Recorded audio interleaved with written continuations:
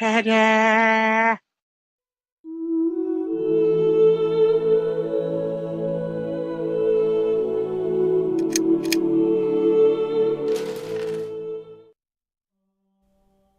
Hello Wargamers, Matthew here from Grey Army Gaming in chilly Lund, Sweden. For today's episode of Musings of a Philogamer, we are going to do something a little bit different than usual.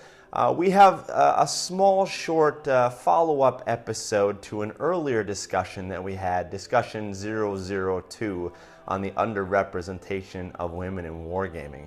What I would like to do today, however, is to bring in the issue of the brand new release of 8th edition for 40k. There are some interesting things I think that we can point out very briefly in relation to that interesting release.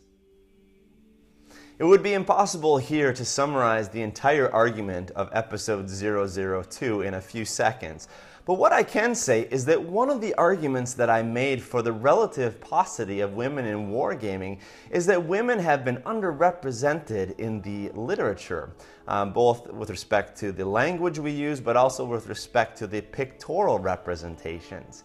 Now, in my specific case, I was looking at the Warhammer 8th edition fantasy rulebook from 2010. And I went through there and gave several examples of how women are conspicuously absent from the pictorial representations. Now, that was an important part of the argument. It wasn't the entire argument, but an important piece of the argument. And in the conclusion of that episode, I made the following claim. On a strictly fiscal and business level, adopting a policy of inclusivity should be a no-brainer for companies such as Games Workshop. With its current model, in which it has from the beginning been largely unable to connect with girls and women, Games Workshop is unfortunately missing out on half of its potential market. As such, although the recent hope for Games Workshop has been that the Age of Sigmar will revitalize its fantasy line, if my argument here is correct, then a different age, perhaps something along the lines of the Age of Sigmar and Signy, paired with an aggressive campaign to represent girls and women within this universe, would prove even more effective for such revitalization. Now, since the release of the new 8th edition, this issue has become, for me, far more interesting. I was on YouTube and browsing around looking at different read-alongs and different unboxings of the Warhammer 40k 8th edition rulebook, and I came across some very fascinating things.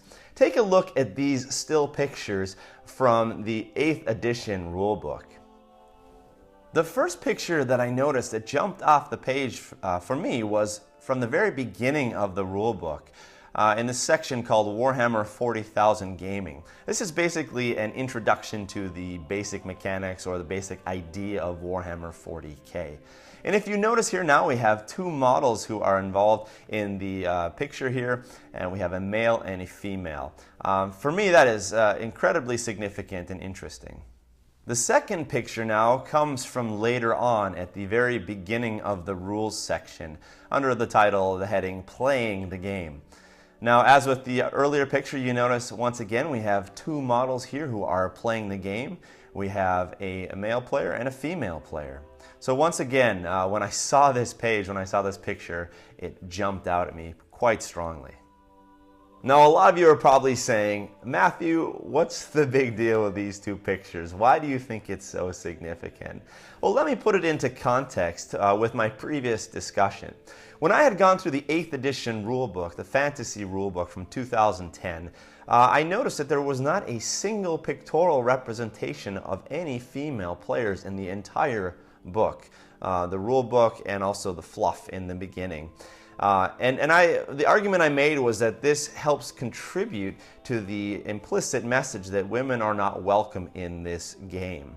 And that for Games Workshop, that was really unfortunate because they are essentially losing half of their target audience, half of their customer base by sending out that message.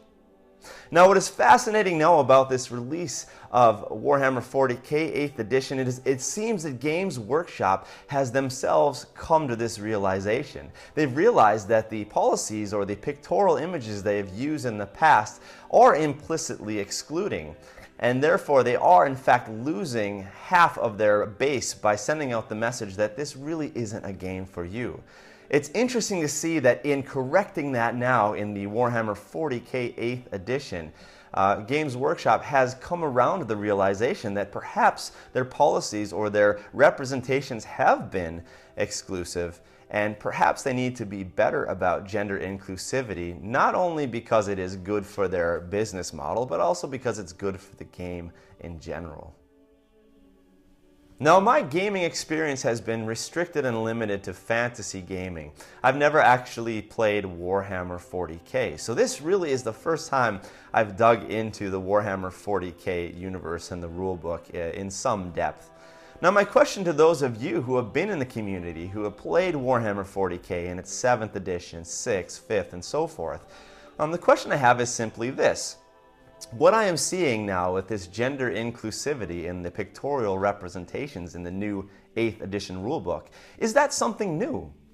Did this exist in 7th edition? Did this exist in 6th edition, 5th edition? If so, then it seems like the Warhammer 40k universe is one that has been more inclusive than fantasy. If not, it seems like there's something new happening in Games Workshop, that they have come to a new realization in recent years that they have to change a few things in the way that they are representing their games if they want to continue to be exciting and relevant and on the cutting edge. Please send some comments below and let me know if this is the case. Let me know about your experience with the Warhammer 8th edition. I'd be curious to get your feedback about this reflection in general. Well, thank you for joining us here today at Grey Army Gaming, where Grey can always play.